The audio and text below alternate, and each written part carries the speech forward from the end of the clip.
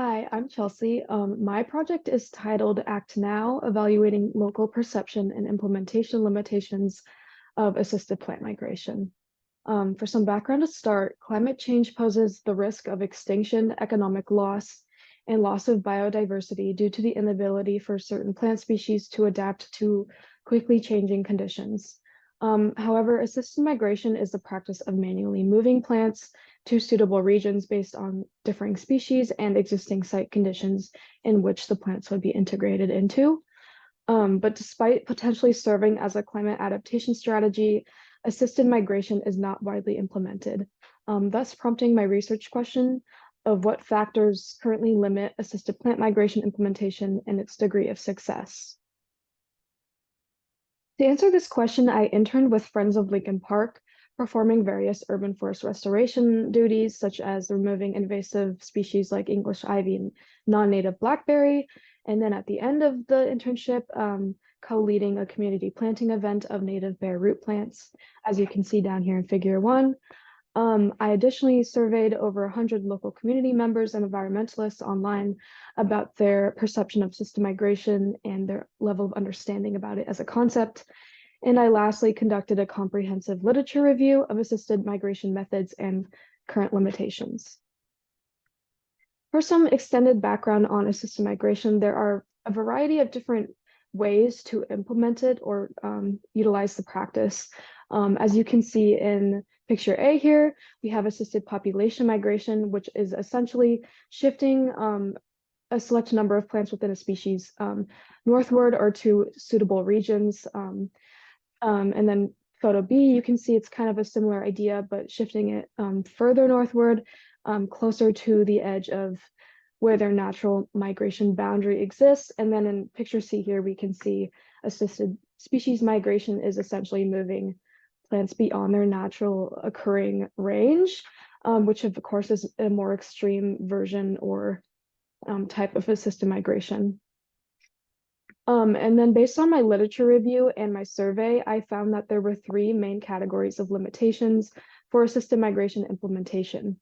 The first being the ecological risks that are associated with implementation. The species or population could become, invasive, disrupt existing ecosystems and soil conditions, introduce disease and pests and things of that sort. They could also, just not do very well in the environment that they're introduced to, whether this has to do with them, not being able to handle frost, declining in growth, or overall just failing. The second category of limitation includes debate, a lot of it being ethical, and just kind of also incorporating other interest groups. So of course, there is the debate of whether humans should be intervening with plant adaptation at all, or if we should allow plants to adapt naturally. Of course, considering that the majority of climate change is because of human action, the debate kind of lies in whether we should account for, our harm by doing more good, or if we should let plants naturally adapt. Additionally, as we've seen in figure 2, and I will show you after this slide in figure 3, there is a declining amount of support for non-conventional or extreme approaches of assisted migration, so that being outside of range, as I showed you, and there being less research or certainty about its success. And lastly, undermining non-scientific values and stakeholders during the decision-making hinders public assisted migration acceptance.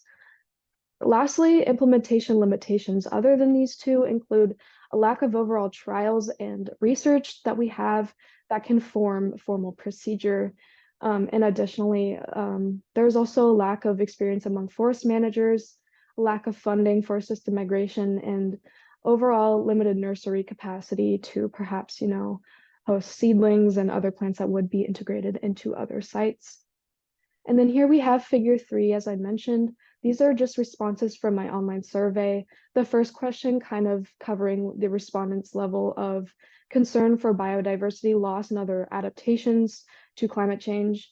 And then the last 3 questions have to do with a respondent's approval rate for assisted migration at varying degrees. As we can see, the bottom question and the last question is prompting their approval of more extreme types of assisted migration. And we can see that although there is a majority primarily kind of agreeing that we should be implementing a system migration, even if there is risk. There is less of a strong sort of approval of it with more extreme tactics. And what do these findings implicate for the future? Of course, there should be further research about assisted migration to implement it safely. And the most commonly suggested way to do this is to conduct short distance transfers versus trying to expand a species' natural range.